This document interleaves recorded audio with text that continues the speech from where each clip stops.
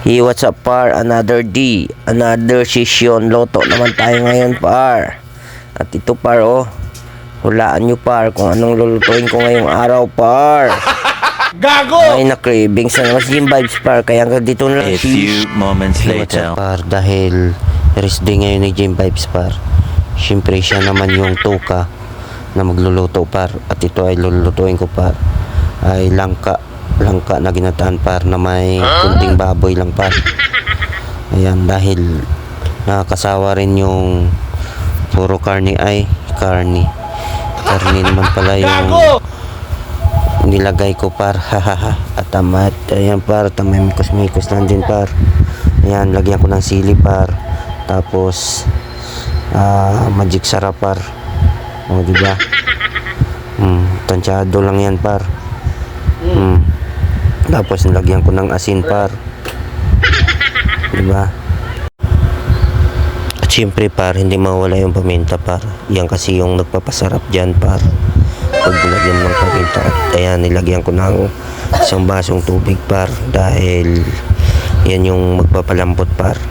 Ipipressure ko sa kasi ng 15 minutes par. At ayan, tamang mikos lang din par.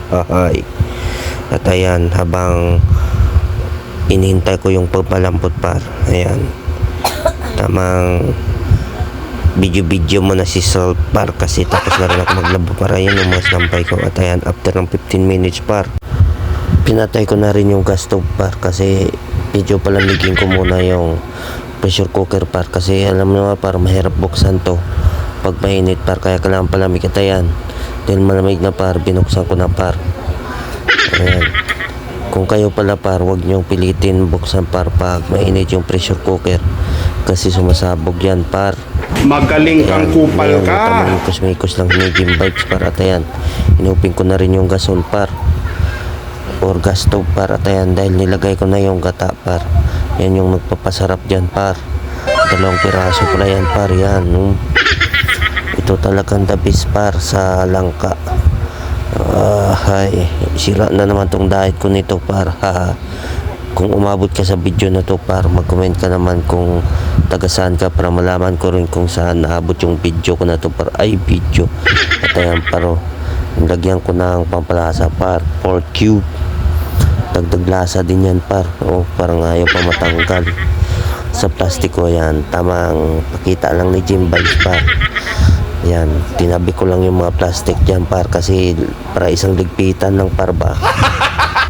Ayan, ayan, kita nyo par, pinapakita ko pa oh. Yan kasi par oh. Diba? Napakasarap kasi nito par.